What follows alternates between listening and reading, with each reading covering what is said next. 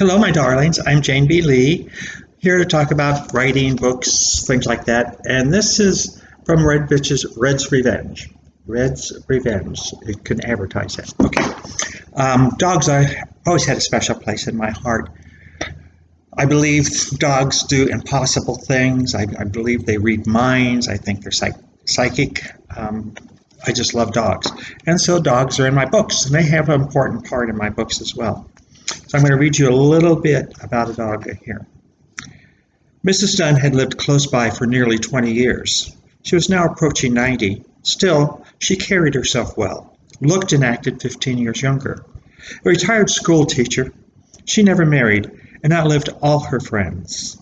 She dreamed for weeks in a row about the collie she grew up with on the tobacco farm in South Carolina, just south of Cary, South Carolina. She saw an ad in the newspaper for collie pups. She called, then took a cab the 20 miles to see the puppy. There were 10 puppies in a small, low fenced-in cage in the backyard. The puppies were playing, roughhousing, or sleeping. One broke loose from the pack and ran to Mrs. Dunn and braced his paws on the top of the fence.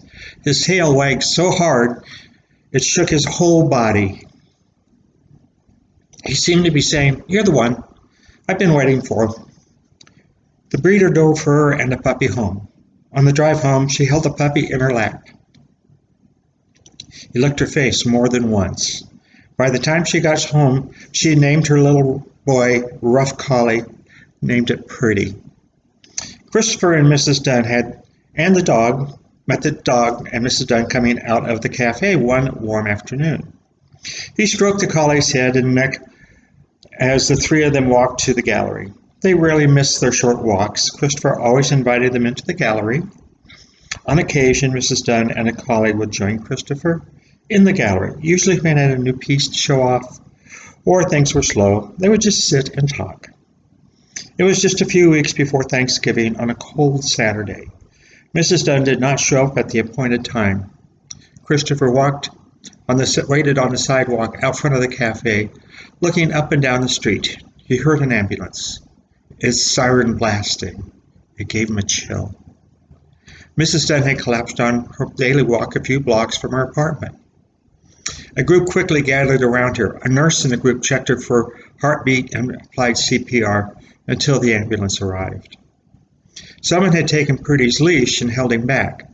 The collie jerked and fought the leash till his collar came off. He ran to the ambulance as they loaded in Mrs. Dunn. Pretty tried to get in with his mistress. One of the attendants pushed him out of the door. His collar was again slipped around his neck. Another truck with cages arrived a half hour later.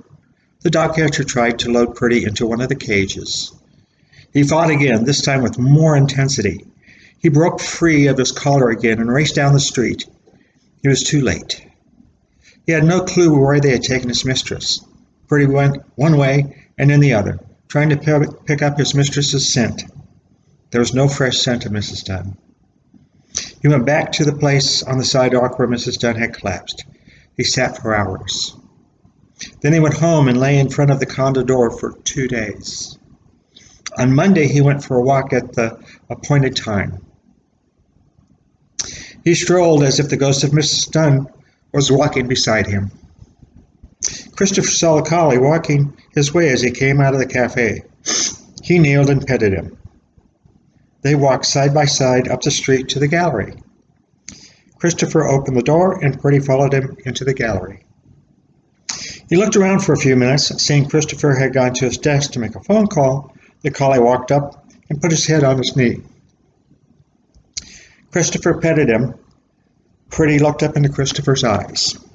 "Animal shelter," said the voice on the phone. Christopher looked down at the dog's eyes. "Sorry, wrong number." He spoke softly to the dog. He explained that Mrs. Dunn was watching over him now and always. That it was important that he be strong.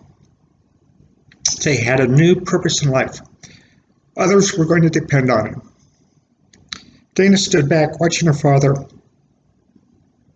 and the dog communicate. This dog picked its owners, not the other way around. Dana, this dog is starving. Please go to the pet store around the corner, get him some bowls, dog food, and, dog stuff. I think he's going to be staying with us. Pretty lay down on the floor beside Christopher. Shortly after Dana left, the dog put his head up, ears at attention.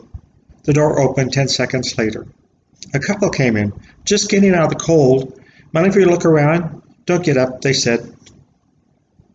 The dog sat up watching them. When the lady came over, she said, "What a handsome dog." "What is his name?" Christopher looked at the dog. Pretty turned towards him and cocked his head. "Handsome," he said. Handsome wagged his tail in approval. He never liked the name Pretty anyway. Fred's Revenge. On sale on my website and all that stuff. Identity on my website, $9.95, free shipping. All my books are free shipping on my website. Out of print now, The Red Bitch's Revenge. You can get on my website, 25% off, free shipping, of course. I'm on chapter 43, almost done with Angel the Assassin, and I know a lot of places where it's going now, so it's not just difficult to find. And I can't find my little sign for the website, so I'll just tell you. www.janeinstoryland.com. Got that? www.janeinstoryland.com. Thank you very much for listening. I hope you have a wonderful day, a wonderful week, and be nice to those who are around you. We're going to have another difficult time.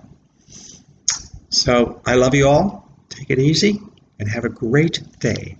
Bye now.